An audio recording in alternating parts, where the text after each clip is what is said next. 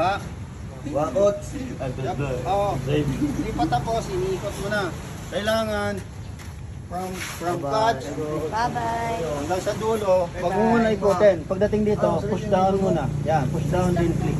Kasi kanina, dito pa lang, inikot mo na. Wala ka ng push down.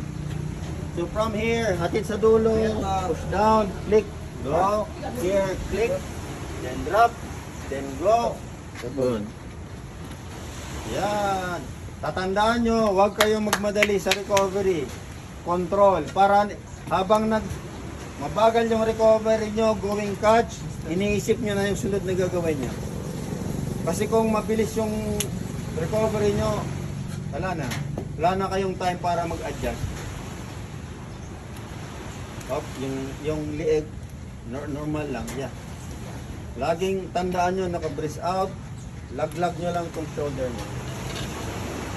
Mararamdaman nyo lagi ang power nandito. Saka nandito. Okay, silly. Next. Okay na, marunong ka na.